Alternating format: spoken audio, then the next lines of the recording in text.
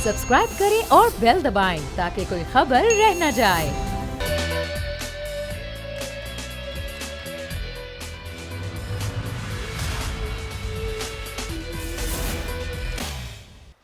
बिस्मिल्लाहिर्रहमानिर्रहीम, अस्सलामुअलैकुम। प्रोग्राम में मैं सुमैया रिजवान आपको वेलकम कहती हूँ। नाज़रीन, पाकिस्तान तहरीक इंसाफ की हुकूमत जो कि एक जनूबी पंजाब सूबे का वादा लेकर दावा कर कर इक़्तिदार में आई और उसने ये सुहाने ख्वाब दिखाए। आप जानते हैं कि 2018 में पाकिस्तान मुस्लिम लीग नून के कुछ अरकान जो कि जिनका ताल्लुक जनूबी पंजाब सूबे से था, उन्होंने मुस्लिम लीग नून से अलहदगी इख्तियार की। उसके बाद उन्होंने जनूबी पंजाब सूबा बनाने का ऐलान किया, फिर वो पाकिस्तान तहरीक इंसाफ में शामिल हुए। उसके बाद से ये तहरीक जोर पकड़ गई और पाकिस्तान तहरीक इंसाफ ने यह ऐलान किया था कि जब हम हुकूमत में आएंगे तो उसके 100 दिन बाद जनूबी पंजाब सूबा बनाएंगे। लेकिन आज की खबर यह है नाजरीन कि अब जो पंजाब हुकूमत है उसने जनूबी पंजाब सेक्रेटेरिएट की हैसियत को ख़त्म कर दिया है। ना सिर्फ ये बल्कि सेक्रेटरीज को मिलने वाले इख्तियारात भी जो हैं वो वापस ले लिए गए हैं। तो अब जनूबी पंजाब कुछ दोबारा तख्ते लाहौर के सुपुर्द कर दिया गया है। अब तमाम कामों के लिए जनूबी पंजाब के लोगों को लाहौर का रुख करना पड़ेगा। क्या वाकई सेक्रेटेरिएट को ख़त्म ही कर दिया गया है और या फिर सूरत हाल कुछ मुख्तलिफ है?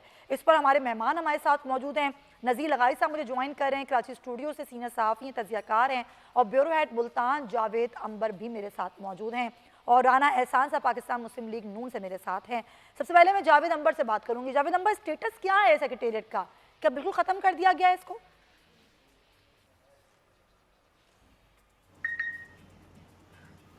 जी बिल्कुल सुमिया, सबसे पहले मैं ये क्लियर करना चाहूँगा कि एक जो कंफ्यूजन चल रही है कि जनूब पंजाब का जो सेक्रेटेरिएट है वो ख़त्म कर दिया गया। ऐसी बात नहीं है। जनूब पंजाब का सेक्रेटेरिएट जो है वो ख़त्म नहीं किया गया, बल्कि जो उसकी रूह है जनूब पंजाब सेक्रेटेरिएट की वो निकाल ली गई है, इसको मुर्दा कर दिया गया है। हुआ यूँ है कि 11 सितंबर 2020 को एक नोटिफिकेशन जारी किया गया था जिसमें एडिशनल चीफ सेक्रेटरी और उसके साथ यहाँ पर जो 15 महकमों के सेक्रेटरीज थे उनको मुकम्मल इख्तियार दिया गया था, उनको बाख्तियार किया गया था। लेकिन अब गुज़िश्ता रोज़ जो है एक नोटिफिकेशन जारी किया गया जिसमें पंजाब गवर्नमेंट के जो रूल्स ऑफ बिजनेस 2011 हैं उसमें तरमीम का ये नोटिफिकेशन है, जिसके तहत जो यहाँ पर एडिशनल चीफ सेक्रेटरी हैं और यहाँ पर जनूबी पंजाब सेक्रेटेरिएट के 15 जो सेक्रेटरीज़ हैं उनसे जो इख्तियारात हैं वो यहाँ से लेकर लाहौर जो है उनको मातहत कर दिया गया। लाहौर को इख्तियारात सुपर्द कर दिए गए हैं। और यहाँ पहले ये था कि जो एडिशनल चीफ सेक्रेटरी था वो यहाँ पर उनको चीफ सेक्रेटरी के इख्तियारात दिए गए कि यहाँ पर वो मुल्तान में बैठेंगे। यहाँ पर हुआ यूँ है कि मुल्तान में, बहावलपुर में जो सेक्रेटरीज़ हैं वो बिठाए गए हैं, और यहाँ होना ये था कि यहाँ पर जो सेक्रेटरीज़ थे वो बाख्तियार होने थे। उन्होंने यहाँ पर जो अवाम है उनको रिलीफ देना था।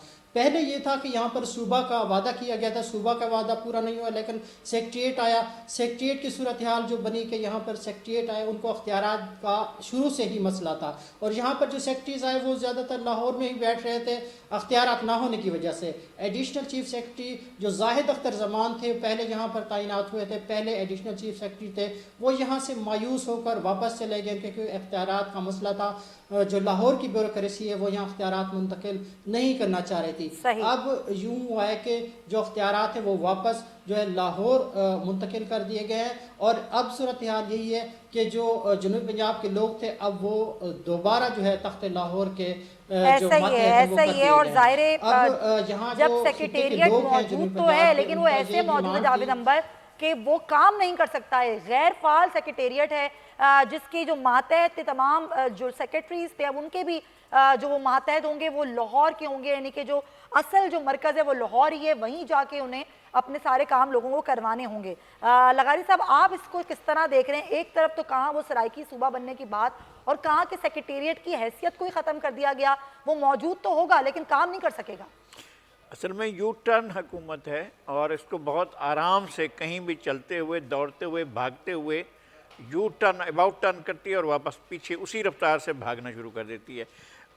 लोगों का मुतालबा ये नहीं था। ये जो ऐन इलेक्शन के मौके पर अपनी अपनी पार्टियों से बगावत करके खुसरो बख्तियार, सरदार मीर बलख शेर मज़ारी, सरदार नसरुल्लाह खां दरीशक और ताहिर बशीर चीमा और बड़े बड़े लोग जो हैं, और उनके पीछे ये भी खड़े हुए थे जो आज वज़ीर आला हैं जनाब उस्मान बुज़दार, ये सारे के सारे एक साथ हो गए थे कि जी हम सराय की सूबा महाज, या जिसको जनूबी पंजाब का नाम दिया था कि जी हम सूबा महाज काम करेंगे। फिर इन्होंने मर्ज कर दिया कि जी हमें बिल्कुल यकीन दहानी करा दी गई कि हमारी हुकूमत रही तो हम सूबा देंगे। वो सूबा तो नहीं मिला सराइकी लोगों के लिए, सराइकी सूबा नहीं मिला।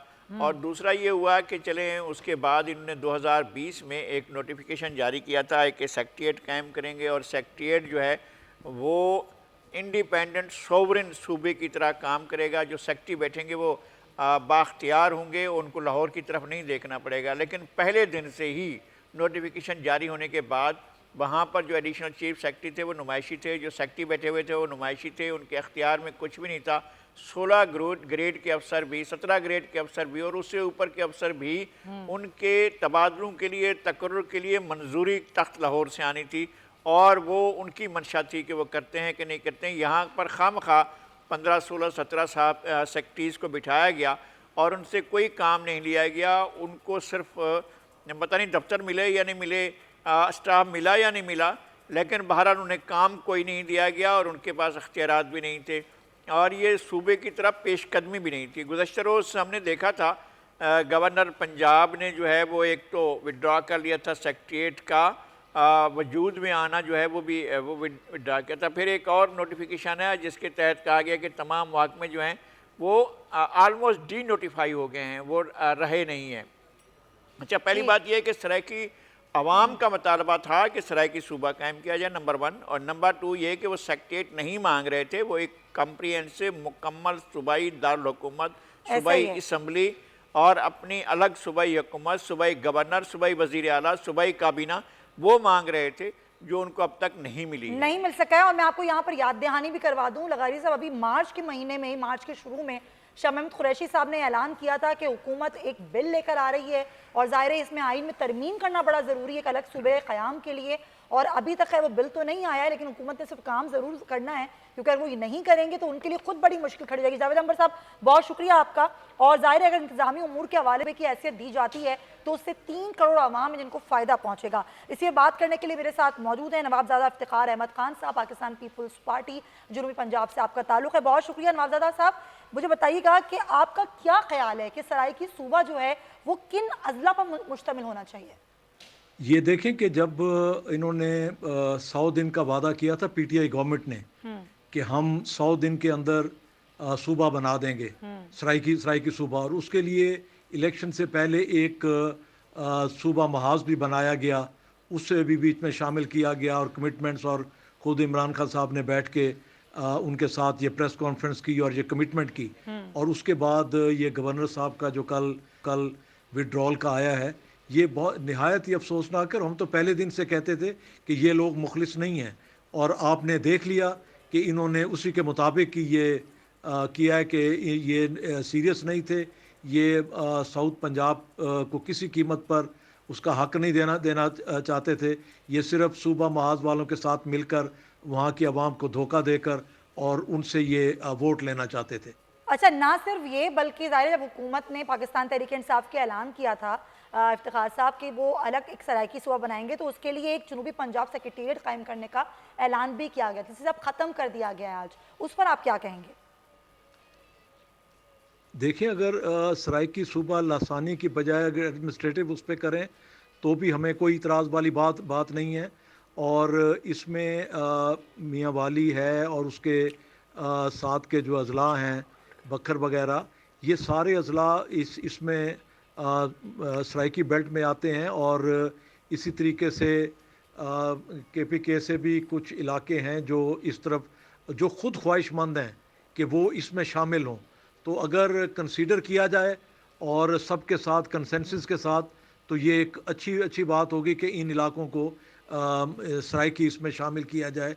मुल्तान, बहावलपुर और DG खां डिवीज़न तो 3 हैं ही इसके, मगर मेरा ख्याल है कि जो बखर से हमारे MNAs हैं, डॉक्टर अफजल डांडिया साहब और बाकी, उनकी भी ख्वाहिश यही है, वो भी चाहते हैं कि उन्हें भी इसके साथ शामिल किया जाए। और इसी तरीके से हमारे जो डेरा इस्माइल खान से लोग हैं, तो ये कंसेंसस के साथ अगर ये एक टेबल पे बैठ के हो जाए तो मेरे ख्याल है सबसे बेहतर रहेगा। अच्छा, लेकिन अब पीडीएम की ज़रा बात कर लें। पीडीएम ज़ाहिर है अभी अगर बरकरार रहती है तो क्या पीडीएम से इस बात की मंजूरी ली जा सकती है कि पीडीएम जो है वो ज़ाहिर वो किसी पार्टी के इक़्तिदार में आने की सूरत में जो सराइकी सूबा है उसके मसले को हल करने के लिए अव्वलियत दी जाए, सबसे पहले इसको रखा जाए? जी बिल्कुल, इंशाअल्लाह ताला पीडीएम कायम है और पीपल्स पार्टी उसका हिस्सा है। पीपल्स पार्टी कमिटेड है और आपने देखा कि जब पीपल्स पार्टी की गवर्नमेंट थी तो सैयद यूसुफ रज़ा गिलानी साहब ने इसे सेनेट से पास उस वक्त हमारे पास सेनेट में इतनी अक्सरियत नहीं थी और इसके बावजूद ये सेनेट से ये बिल पास हुआ, मगर कौमी असम्बली में क्योंकि हमारे साथ अक्सरियत नहीं थी, फिर पंजाब असम्बली के अंदर जब मूव किया तो नून ने एक और वो करारदाद लेकर एक और बिल लेकर आए जिसमें उन्होंने 2 सूबों की बात की। तो अब भी हमारी कोशिश होगी कि अगर पीडीएम इंशाल्लाह ताला कायम रहती है तो हम पीडीएम से भी इसकी अप्रूवल और मुस्लिम लीग नून की भी अपनी जो उधर की कमिटमेंट है पंजाब असम्बली के जो बिल पास हुआ हुआ है उनकी गवर्नमेंट के, तो उन्हें भी ये इस चीज़ का याद दिलाएंगे और हमारी कोशिश होगी कि पीडीएम के प्लेटफॉर्म से भी इसके लिए जद्दोजहद की जाए और इसे सूबे बहुत के लिए शुक्रिया आपके कीमती वक्त का। राना एहसान साहब, दो में मियाँ शहबाज शरीफ साहब ने कहा था कि सिर्फ पंजाब में ही क्यों बने सूबे, और अगर ये ऐसा है तो फिर हम एक पॉलिसी बनाएं, फिर ना सिर्फ पंजाब में सूबे बने बल्कि कराची में भी सूबे बने। तो इस पर पाकिस्तान पीपल्स पार्टी ने इसकी बड़ी मुखालफत की थी, लेकिन पाकिस्तान पीपल्स पार्टी इससे पहले बात भी कर चुकी है, काम भी कर चुकी है, लेकिन ज़ाहिर एक सराय की सूबा में नहीं बन सका। आज पाकिस्तान तहरीक इंसाफ वो बात कर रही है और अब पाकिस्तान तहरीक इंसाफ ना सिर्फ बात करिए बल्कि बिल भी लाने की तैयारियों में है। तो पाकिस्तान मुस्लिम लीग नून क्या हिमायत करेगी कि बिल्कुल बनना चाहिए सराय की सूबा?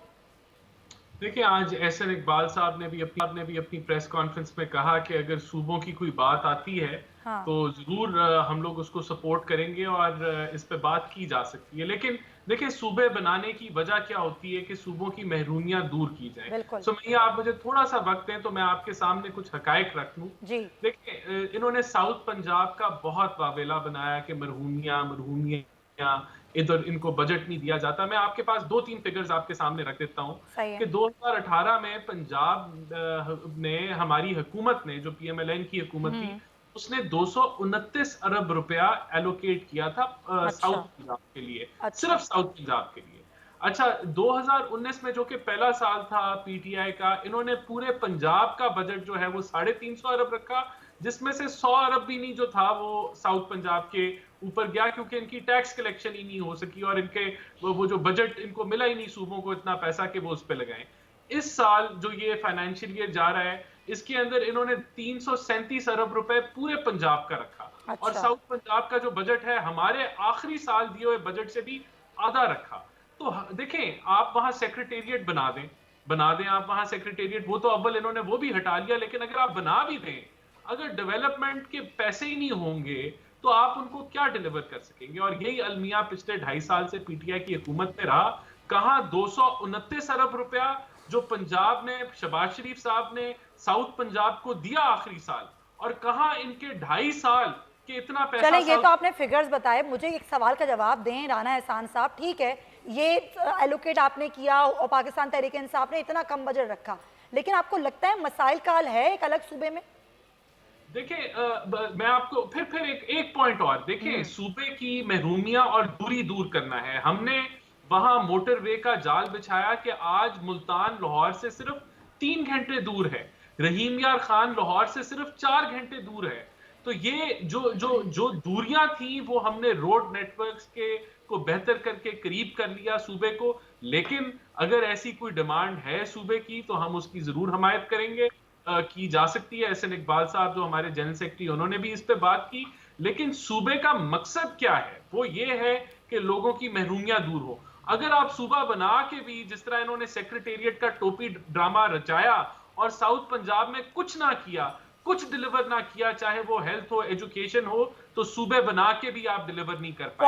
पॉइंट टेकन, आपका पॉइंट बड़ा वैलिड है। मैं जरा लगारी साहब से बात करूं। लगारी साहब, अगर सूबे बनने के बाद भी सूबे की लोगों की महरूमियां दूर ना हो, वहां डेवलपमेंट के काम ना हो, तो फिर क्या सूबा बनाना इतना ही नागुज़ीर हो जाता है? देखें, पाकिस्तान में ये भी हुआ है, हमारे मोहतरम बैठे हैं पीएमएलएन से, एक वक्त ऐसा भी आया था जब सिर्फ लाहौर के लिए 9.5 खरब के 1 साल का पाकिस्तान का जो एनुअल डेवलपमेंट का बजट था उसमें से 9 खरब रुपए से ज़्यादा रकम सिर्फ लाहौर के लिए एलोकेट की गई थी। जब आप किसी को डिलीवर करना चाहते हैं, जब आप किसी को देना चाहते हैं तो फिर आप दे सकते हैं। जब लाहौर को बिल्कुल ही डेवलप किया जा रहा था और हमें इस पर कोई शिकायत भी नहीं है, कोई दुख भी नहीं है, कोई तकलीफ भी नहीं है और डेवलप किया जाए, लेकिन अब उन इलाकों को जो सराइकी बेल्ट के अजला हैं उनको तो बुरे तरीके से नज़रअंदाज किया गया। ये तो बहुत मेहरबानी है सी पैक की, और मैंने खुद सफ़र किया M5 पर और हमें इस बात का बहुत खुशी है। और जो आपके दौर में हुई, नून लीग के दौर में हुई कि मुल्तान सक्खर मोटरवे जो बनी है वो एक बेमिसाल है, स्टेट ऑफ द आर्ट है। लेकिन मसला यह है कि इस मोटरवे से हटकर भी सराइकी बेल्ट है और बहुत बड़ा सराइकी बेल्ट है, जहाँ महरूमियाँ हैं, जहाँ बेरोज़गारी है, जहाँ अफलास है, जहाँ तालीम नहीं है, जहाँ सोशल स्ट्रक्चर इतना पुअर, इतना ख़राब, इतना गंदा है कि इंसान परवान ही नहीं चढ़ सकता है। तो वहाँ पर आप उसको कौमी सतह पर लाने के लिए अब राजनपुर को देखें, डेरागाजी खान को देखें, लिया को देखें, मुजफ्फरगढ़ को देखें, अब भावलपुर को देखें, ये पसमानदगी में आप बक्कर को देखें, मियांवाली को देखें, ये सारे के सारे अजला जो हैं पसमानदगी में पूरे पाकिस्तान में सबसे पीछे आते हैं। बाज़ अजला जो हैं वो तो बलूचिस्तान से भी पीछे होते हैं। तो जब ये सूरत हाल होगी और सराइकी लोग अपना मुतालबा करने के जनाब हमें अलग सूबा दिया जाए, और इस पर जो है वो सियासत हो रही है पॉलिटिकल पार्टीज़ की तरफ से, सिंसियरिटी नहीं है। अब PTI कहती है कि जनाब हमारे पास अक्सरियत नहीं है, जबकि मुस्लिम लीग नून भी कह चुकी है और पीपल्स पार्टी कह चुकी है आप आगे बढ़ें, हम तैयार हैं आपको। यही तो सवाल है लगारी साहब, यही तो असल सवाल है ना कि पाकिस्तान पीपल्स पार्टी भी हिमायत कर चुकी है, नून लीग भी हिमायत कर चुकी है, तो फिर आखिर इसमें रुकावट क्या है? रुकावट वाकई सिर्फ सियासत करना ही है राना एहसान साहब, या फिर आप लोग वाकई दिल से ऐसा चाहते हैं कि लोगों की महरूमियां दूर हों, वो काम जो आप आज करना सके, पहले करना सके, वो आज आप करना चाहते हैं? देखिए, अब मैं तो समझता हूँ इसके पीछे सियासत है, और अगर ये चाहें आज ये लेके आए बिल, अब PMLN इनको सपोर्ट करेगी। हमारा वाज़ेह तौर पे मीडिया के ऊपर ये बयान आया है।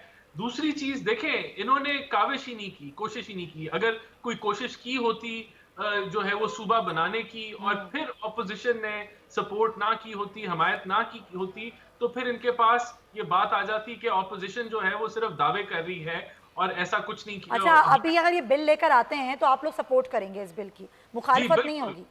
बिल्कुल बिल्कुल, इसके ऊपर हमारा यही मौकफ है कि अगर ऐसा कोई बिल आया तो उसको सीरियसली लिया जाएगा और उसको सपोर्ट की जाएगी। अगर बिल्कुल चलें, वेरी पॉजिटिव, बहुत शुक्रिया राना एहसान साहब। और ये आपकी बात कॉर्ड है पाकिस्तान मुस्लिम लीग नून के प्लेटफॉर्म से ये कहा जा रहा है कि अगर हुकूमत सराइकी सूबे के लिए बिल लेकर आती है तो पाकिस्तान मुस्लिम लीग नून उसकी हिमायत करेगी, और बिल्कुल वहाँ के लोगों की महरूमियाँ भी दूर होनी चाहिए। और अगर वाकई लोगों का फ़ायदा है कि 3 करोड़ आवाम जो है वो इंतज़ामी उमूर के वजह से फ़ायदा उठाएगी, तो बनना भी चाहिए। इस पर मज़ीद भी आगे जाने वाले प्रोग्राम में बात होगी। राना एहसान साहब का शुक्रिया। ब्रेक हम ले रहे हैं, वापस आएंगे तो दीगर इशूज़ भी डिस्कस करेंगे हमारे साथ।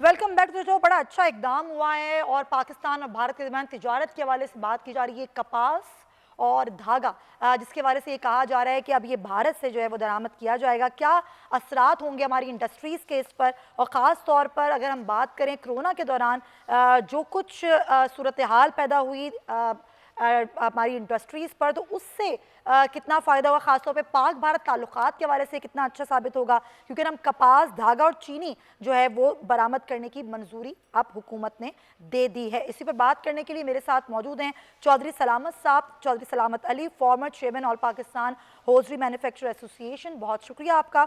और यासीन सिद्दीक साहब भी हमारे साथ हैं, साबिक chairman all Pakistan textile mill association के। आपसे बात करूँगी चौधरी सलामत साहब, ज़ाहिर है बड़ी अच्छी डेवलपमेंट हुई है, इंडस्ट्रीज से इसको कितना फ़ायदा होगा? जी अस्सलाम वालेकुम। जी, इससे इंडस्ट्री को बहुत ज़्यादा बूस्ट मिलेगा, क्योंकि हमारा ये मुतालबा था कि एक 11वें की एक्सपोर्ट पे फौरी तौर पे पाबंदी लगाई जाए और इंपोर्ट जो है उसको ज़ीरो रेटेड किया जाए और बाई रोड कर दिया जाए वाघा बॉर्डर के थ्रू, क्योंकि फ्रेट के चार्जेस बहुत ज़्यादा इंक्रीज हो गए थे। जो कंटेनर पहले चाइना से, वियतनाम से $1000 में आ रहा था, उसका रेट $4000 हो गया था। तो बाई सी और हमारे ऑर्डर जो थे वो काफी डिले हो रहे थे और कैंसिलेशन शुरू हो गई थी। और मिल वाले जो है, तमाम मिल वालों ने यार्न को होल्ड करना शुरू कर दिया था। ये भी शुगर माफिया की तरह यार्न माफिया भी है। अच्छा। ये mafia in day to day जो वैल्यू एडेड फैक्ट्रीज हैं उनको खत्म करने के चक्कर में था, और इनकी वजह से यार्न की प्राइस एक एक दिन में 5-5 हजार रुपया बढ़ी है। अच्छा। और ये पूरी दुनिया में कहीं नहीं होता कि 2-3 सेंट ये अगर रुई का रेट बढ़ता है तो पॉसिबल है मार्केट में, उस हिसाब से अगर ये रेट बढ़ाएं तो मुकाबला कर सकते हैं। लेकिन अगर 2 सेंट या 4 सेंट की बजाय आप उसको 20 सेंट या 30 सेंट बढ़ाएंगे तो हमारा प्रोडक्ट किसी दुनिया के किसी खिते में नहीं बिक सकती, क्योंकि इंटरनेशनल मार्केट में जब आप कोई चीज दे रहे हैं तो उसमें इंडिया भी हमारा कंपटीटर है, बांग्लादेश भी है, वियतनाम भी है, श्रीलंका भी है, चाइना भी है, सारी दुनिया उधर माल बेच रही होती है। और हमारा माल कैसे बिकेगा अगर हम दुनिया के रेट से 20-25%, 30% महंगे होंगे। बिल्कुल। और गवर्नमेंट का ये इकदाम फौरी तौर पे बहुत अच्छा है, और जो शुगर को इन्होंने ऐड कर दिया ये भी बहुत अच्छा इकदाम है, ताकि ये लेकिन माफिया एक जो है सवाल जब का तक जवाब खत्म नहीं देना होंगे चौधरी हमारा सलामत मुल्क तरक्की नहीं करेगा। साहब, बचपन से हम सुनते आए कि कपास पैदा करने में पाकिस्तान बहुत बड़ा मुल्क है और हमारे यहाँ सबसे ज्यादा कपास पैदा होती है, फिर भी हमें कमी हो जाती है, इसकी वजह क्या होती है? इसकी वजह ये मैडम के ये जो एरिया था कपास की ग्रोइंग का वो कम होते होते बहुत ही कम रह गया, और उसको टेक ओवर कर दिया शुगर केन ने। जब गन्ना लगना शुरू हो गया तो इसकी प्रोडक्शन कपास की बहुत कम हो गई है। इस साल 55 लाख बेल हुई है, जो 1.5-2 हमारे पास। अच्छा। जब ये कम हो जाएगा तो उसको किसी न किसी तरीके से तो पूरा करना पड़ेगा। अगर यार्न हम अकेला एक्सपोर्ट करते हैं तो वो 400-450 रुपए केजी है। अगर उसका गारमेंट बन के जाता है, वैल्यू एडिशन होती है तो 1200-1300 रुपए 1400 रुपए केजी बिक रहा है दुनिया में। सही। तो वैल्यू एडिशन को बचाना सबसे ज्यादा जरूरी है। ये सबसे ज्यादा जरूरी है। बड़ी आपने टेक्निकल बात की है। यासीन सिद्दीकी इस तरह देखते हैं, जो साबिक चेयरमैन है all Pakistan textile mill association के। यासीन साहब, आप किस तरह देखते हैं कमी को पूरा करने के लिए? अब जो भारत से कपास और यॉन की दरामद की जाएगी, हुकूमत कहती है वो सस्ती पड़ेगी, आप इसको किस तरह देखते हैं? देखिए जी, मैं पहले तो ये मुझे नहीं पता कि कौन साहब थे जो बात कर रहे थे अभी। मैं आपको बता देती हूँ, चौधरी सलामत अली साहब हैं। अच्छा, चौधरी साहब थे। अच्छा, देखिए जी, बात ये है, चौधरी साहब को मैं एक चीज ये कहना चाहता हूँ आपकी चैनल के थ्रू कि कोई भी इंडस्ट्री, कोई भी, चाहे वो स्पिनर हो या वैल्यू एडेड वाला हो, ये नहीं चाहता कि मेरा कस्टमर मर जाए। सही। तो हम स्पिनर हैं और ये वैल्यू एडेड वाले जो हैं ये हमारे कस्टमर हैं, हमारे भाई हैं, हम सब एक साथ हैं। ये नहीं है कि स्पिनर ये चाहेगा कि मेरा कस्टमर जो है वो बेचारा बंद हो जाए या मारा जाए। तो ऐसा कोई भी टेंशन नहीं है। अच्छा। बात क्या हुई है? बात ये हुई है जी कि हमारी कपास की जो क्रॉप थी वो आज पिछले साल तकरीबन 85 लाख बेल रह गई है, जो इससे डबल होती थी 2 साल पहले। अच्छा। और चौधरी साहब ही ने आपको बता दिया कि इसकी वजह यही है कि शुगर केन ज्यादा प्रॉफिटेबल हो गया और जो जमीन थी वो जमीन जो है वो कॉटन से निकल के शुगर केन में चली गई। तो ये सारा जो सिलसिला शुरू हुआ वो वहां से शुरू हुआ। अब आप बात करते हैं कि हाँ जी ठीक है, ये देखें, दुनिया भर से तो यार्न की इंपोर्ट या दुनिया में भर से कॉटन की इंपोर्ट खुली थी, और जाहिर है कि ये वैल्यू एडेड सेक्टर वाले हैं, ये DTRE में भी मंगाते हैं, ड्यूटी फ्री आ जाता है इनका माल, क्योंकि इन्होंने दोबारा एक्सपोर्ट करना होता है, तो ड्यूटी का भी कोई मैटर नहीं होता।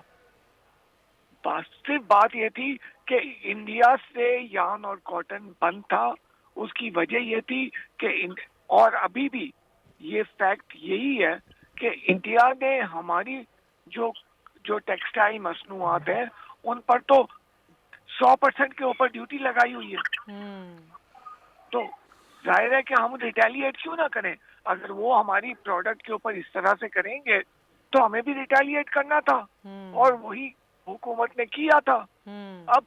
अब ये है कि क्योंकि यहाँ पर जो है वो अभी भी शॉर्टेज है, ये नहीं है कि हमने कोई जखीरा अंदोजी कर ली या क्या, ये चीजें, ये कहने की चीजें होती हैं, जखीरा अंदोजी कर ली, ये कर लिया, वो कर लिया, लेकिन एक कारोबारी आदमी होता है या एक फैक्ट्री होती है, उसको तो रोज माल बनाना है, रोज माल और वो बेचना है। जखीरा अंदोजी करके तो अपना ही नुकसान करेंगे ना, अपना ही नुकसान करेगा। हाँ। वो अगर माल जमा करता रहेगा तो हाँ। पीछे से कैसे फाइनेंस करेगा अपने आप को? बिल्कुल सही। तो ये सारी गेम जो है ना, ये डिमांड एंड सप्लाई की होती है, और इसी पे चलता है ये सारा काम जो है। बिल्कुल आप सही कह रहे हैं, और यासिर साहब आपकी बात भी दुरुस्त है कि जो भी हो वो दो तरफा होना चाहिए, एक तरफा कुछ भी नहीं होना चाहिए। बिल्कुल सही है, तिजारत को बहाल होना चाहिए, सारी चीजें ठीक बिल्कुल होना चाहिए जी, लेकिन दो तरफा होना चाहिए, एक तरफा कुछ भी नहीं होना चाहिए। हाँ, और एक बात है कि हमें अपने मुल्क के मफाद में भी सोचना चाहिए। हाँ। कि जब इंडिया ने हमारी मसनूआत पे 100% ड्यूटी लगाई हुई है, हाँ। तो क्या हम कुछ रिटेलिएशन न करें? तो हमारा इकदाम क्या होना चाहिए? Point taken. लगारी साहब, इंडस्ट्रीज को फायदा हो मुल्क की बहुत अच्छी बात है, आपने किस तरीके से इंडस्ट्री को ऊपर लेकर जाना है, हुकूमत इस हवाले से पॉलिसीज बनाती है। आपके ख्याल में कि जो बात अभी यासीन सिद्दीक साहब ने की कि जो भी सूरत हाल हो वो दो तरफा होनी चाहिए, जब वहाँ पर जो हमारी प्रोडक्ट्स हैं उन पर तो 100% ड्यूटी है, तो पाकिस्तान क्यों नहीं रिटेलिएट करता? पाकिस्तान का इकदाम क्या होना चाहिए आपके ख्याल में? हुकूमत का ये अच्छा कदम है या नहीं?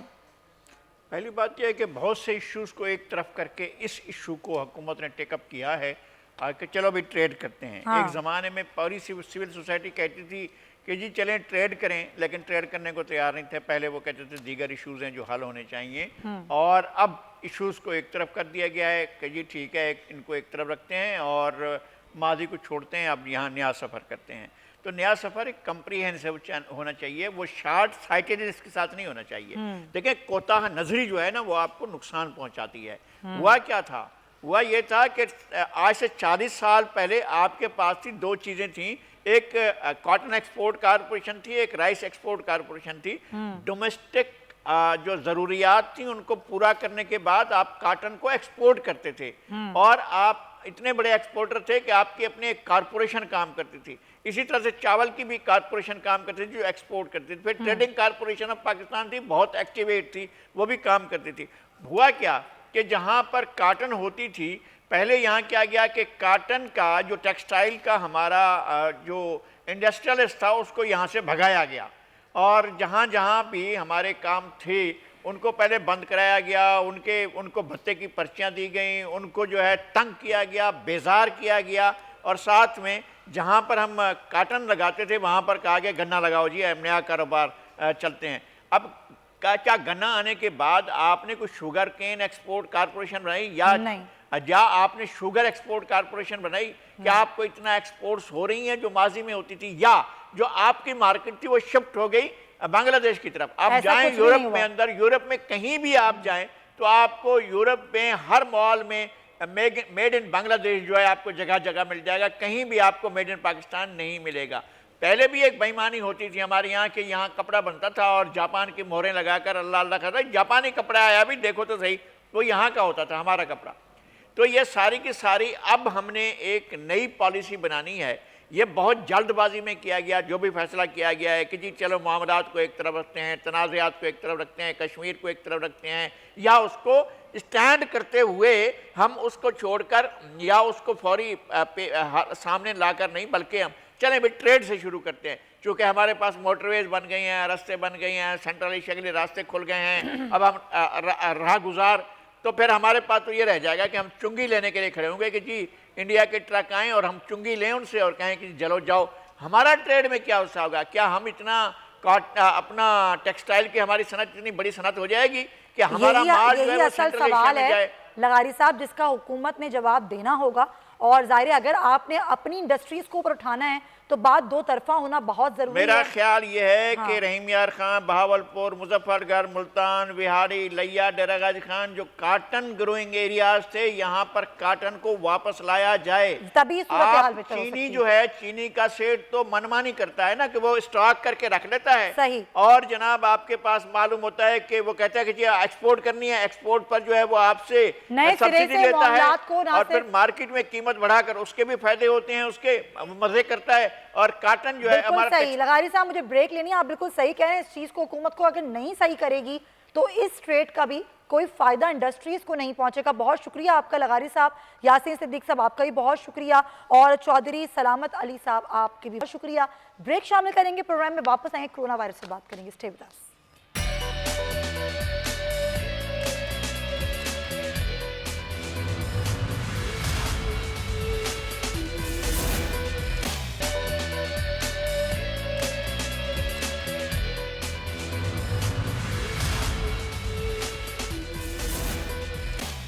Welcome back to the show. और कोरोना के वार बढ़ते चले जा रहे हैं। अब तक मुल्क में 24 घंटे में कोरोना से 78 अफराद जहाँ बहक हो चुके हैं। वज़ीर आज़म की ज़ेर सदारत जो NCOC का इजलास हुआ, वज़ीर आज़म ने जो सिंध हुकूमत की तजवीज़ थी कि मुकम्मल लॉकडाउन किया जाए, तो वज़ीर आज़म का कहना यह था कि ऐसा नहीं किया जा सकता क्योंकि इससे दिहाड़ीदार तबका मुतासर होगा। लेकिन अस्पतालों पर दबाव पड़ रहा है, वैक्सीन आ चुकी है, लेकिन अभी तक पाकिस्तान में ज़्यादा लोगों को वैक्सीन नहीं लगाई गई। रूसी वैक्सीन की कीमत का भी तयन नहीं हो सका है। इसी पर बात करने के लिए मेरे साथ मौजूद हैं डॉक्टर जफ़र मिर्ज़ा साहब, साबिक़ मुआविन ख़ुसूसी बराए सेहत। डॉक्टर साहब बहुत शुक्रिया आपके वक्त का। आप किस तरह देखते हैं सूरत हाल को, जब एक दिन में 100 अफराद की हलाकत हो, पंजाब और खैबर पख्तूनख्वा सबसे ज़्यादा मुतासर हो, तो क्या हम स्मार्ट लॉकडाउन पर ही रह सकते हैं सिर्फ?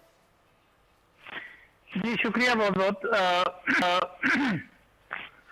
देखें जी, सूरत हाल बड़ी तशवीशनाक होती जा रही है, इसमें तो कोई शक नहीं है। जो पहली वेव के दौरान जिस रफ्तार में पीक तक पहुंचे थे, इस थर्ड वेव में हम बहुत निस्बतन बहुत तेजी के साथ उस पीक तक पहुंच जाएंगे। और जो इस वक्त ट्रेंड है, अगर ये जारी रहे, जिसके के कम होने का मुझे कोई फौरी तौर पे इम्कान नजर नहीं आ रहा, ना कोई वजह नजर आ रही है। इसलिए इस सूरत हाल में बहुत ज्यादा सख्त इक़दाम की जरूरत है।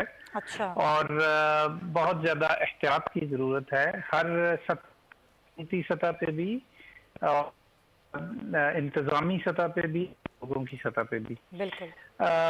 फर्क जो एक और है पहले की निस्बत और अब की निस्बत, वो वैक्सीन का है। लेकिन वैक्सीन तो अभी 0.5% से कम लोगों को भी लग सकी है। जी हाँ। तो लिहाजा वो एक बहुत डिसाइसिव फैक्टर नहीं है अभी पाकिस्तान के अंदर। ये जो ट्रेंड है, ये ट्रेंड सिर्फ पाकिस्तान में नहीं है, ये पूरे खित्ते में है। इसलिए पाकिस्तान को सिर्फ हम इसमें सिंगल आउट नहीं कर सकते। अच्छा, अब बात क्या जनरल अनाउंस कर देना चाहिए या मतलब सख्त स्मार्ट लॉकडाउन करना चाहिए? जाती तौर पे जी मैं ये समझता हूँ, क्योंकि मैं इस सीट पे रहा हूँ जहाँ ये फैसले करने पड़ते हैं। अभी मैं ये समझता हूँ कि जरूरत इस बात की है कि अगर गवर्नमेंट स्मार्ट लॉकडाउन पे सख्ती से अमल करवा सके तो ये ज्यादा बेहतर हिकमत अमली है, बजाय इसके कि मुल्क को बंद कर दिया जाए। सही। उसकी कई वजूहात हैं, कुछ वज़ीर साहब ने बताई, वो इससे ऊपर पहले भी बात करते हैं, लेकिन चीज़ों को लाइटली लेते हैं इसलिए कि हमारा अपना ताल्लुक उस तबके के साथ नहीं है कि जिनको हर रोज़ अपने मुआश की और अपने बाल बच्चे के खाने पीने की फिक्र करनी पड़ती है। तो मैं ये समझता हूँ कि हकीकतन ये पाकिस्तान में जनरलाइज्ड लॉकडाउन अगर कर भी दिया जाए तो उसको मेंटेन नहीं किया जा सकता। लोग ये बात नहीं समझते। सही। उसको मेंटेन नहीं किया जा सकता ज्यादा देर तक। लिहाजा मेरे ख्याल में बेस्ट पॉलिसी इज कि इस जो स्मार्ट लॉकडाउन है उसको किया जाए, ज्यादा से ज्यादा इलाकों में किया जाए, सख्ती से उसके ऊपर अमल दरामद करवाया जाए और बिल्कुल किसी को रियायत न दी जाए, लोगों को जुर्माने किए जाएं, लोगों के चीजें बंद की जाएं जिस तरह पहली वेव के दौरान थी। तो सूरत हाल में खातिर खास फर्क पड़ सकता है। और इसके साथ साथ गवर्नमेंट को बड़ी स्ट्रॉन्ग कम्युनिकेशन की जरूरत है कि लोगों को इसके बारे में, इसके मुज़मरात के बारे में, खतरात के बारे में बताया जाए। आपने खुद ये बात कही कि फर्स्ट वेव में जो सूरत हाल बतदरीज गई थी पीक पर, वो अब तेज़ी के साथ जा रही है, लेकिन आप ये समझते हैं कि फिर भी स्मार्ट लॉकडाउन की ही जो तरीक़ेकार है उस पर अमल पैरा हुकूमत को होना चाहिए। लेकिन आप जानते हैं कि लोग ना मास्क पहनते हैं, ना सोशल डिस्टेंसिंग करते हैं, ना किसी किस्म की हिदायत पर अमल करते हैं। जुर्माने किए जाए तब भी, जेलों में डाला जाए तब भी। क्या आप समझते हैं कि सिर्फ 2 हफ्ते के लिए मुकम्मल लॉकडाउन होना चाहिए जहाँ पर ज़्यादा कोरोना के केसेस हैं? जहाँ पे ज्यादा कोरोना के केसेस हैं वहाँ पे लॉकडाउन करना चाहिए, but to me this is smart lockdown. मेरे नज़दीक ये स्मार्ट लॉकडाउन है कि स्मार्ट लॉकडाउन की तारीफ ये है कि जिन इलाकों में ज्यादा केसेस हैं वहाँ पे मुकम्मल तौर पे हर चीज बंद की जाए। मैं तो बिल्कुल इसके हक में हूँ। मैं आपकी बात से ये समझा कि जब आपने कहा कि जनरलाइज लॉकडाउन, तो ये कि जैसे पूरे मुल्क को बंद कर दिया जाए मुकम्मल तौर पे। सही। अच्छा डॉक्टर साहब, एक चीज़ और, क्योंकि वैक्सीन आ चुकी है लेकिन ज़ाहिर है अभी तक उस तरह से लोगों को वैक्सीन नहीं लग सकी। अब रूसी वैक्सीन भी आ गई जिसकी कीमत का तयन अभी तक नहीं हो सका, और अब अदालत भी कह रही है कि जल्द से जल्द इसकी कीमत का तयन किया जा सके। लोग ये सवाल पूछ रहे हैं कि कौन सी वैक्सीन लगवाएं। लोग इबाम का शिकार हो गए हैं, साइनोफॉर्म लगवाएं या रूसी वैक्सीन लगवाएं। और ज़ाहिर है अभी हुकूमत जो साइनोफॉर्म लगा रही है वो फ्री ऑफ कॉस्ट है, वो मुफ्त लग रही है, वो अतिया है चीन की तरफ से, लेकिन रूसी वैक्सीन के भी कीमत की तयन नहीं हो सका। आपके ख्याल में कि लोगों को किस तरह से ये बात समझाई जा सकती है कि कौन सी वैक्सीन लगवाएं, जो भी वैक्सीन लगाएं वो इफेक्टिव होगी? जी, इसमें मुझे ज़रा वक्त दीजिए ताकि मैं ज़रा एक्सप्लेन कर सकूं अपना नुक्ता नज़र। इसमें पहली बात यह है जी कि वैक्सीन वो लगवानी चाहिए जो दस्तयाब हो, और इस बहस में बिल्कुल नहीं उलझना चाहिए किसी को भी कि फलानी वैक्सीन बेहतर है या फलानी वैक्सीन बेहतर है।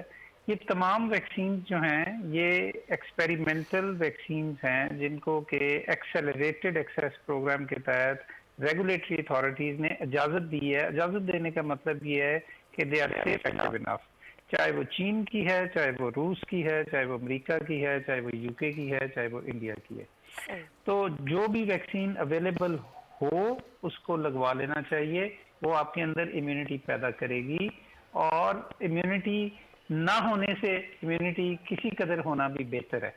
इन तमाम वैक्सीन के अंदर 5 से 10% की एफिकेसी का फ़र्क है, और साइड इफ़ेक्ट्स के बारे में भी जब ये समझा गया कि इनके इतने साइड इफ़ेक्ट्स नहीं हैं और इनके जो बेनिफिट्स हैं वो इनके रिस्क को आउटवे करते हैं, तो तभी इनको ज़्यादा ये बहस तो ख़त्म होनी चाहिए।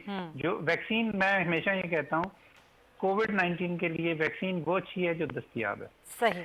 अब आ जाते हैं आपके दूसरे पॉइंट की तरफ। ये पॉइंट बड़ा पेचीदा पॉइंट है मेरे ख्याल में। मैंने कल इसमें डॉन में एक मजबूत है, काफी से मैंने इसके ऊपर बातचीत की है। मेरा ये ख्याल है जी कि हेल्थ इमरजेंसी के दौरान प्राइवेट कोविड-19 एक हेल्थ इमरजेंसी है ना। सही। हेल्थ इमरजेंसी के दौरान प्राइवेट सेक्टर इंपोर्टर्स को वैक्सीन मुल्क में ला के बेचने की इजाजत ही होनी चाहिए। अच्छा।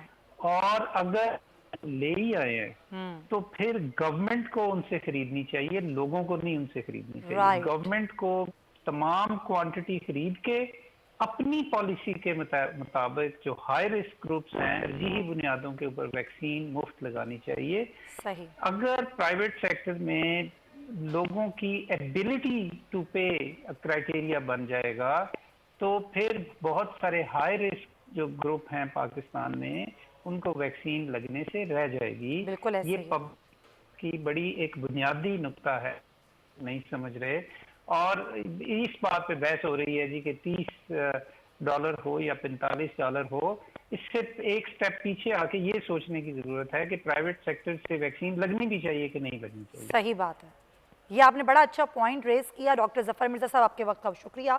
ये हकीकत है कि किसी एक कंपनी को या किसी एक शख्स को फ़ायदा पहुंचाने के लिए कीमत पर ये ख़रीदारी होनी ही नहीं चाहिए वैक्सीन की। ये हुकूमत का काम है कि वो हर शख्स को मुफ्त वैक्सीन फराहम करे और हर शख्स को ये वैक्सीन लगनी चाहिए, लेकिन एहतियात का दामन आपने हाथ से नहीं छोड़ना। अपना बहुत ख्याल रखिएगा, मुलाकात होगी कल। अल्लाह हाफ़िज़।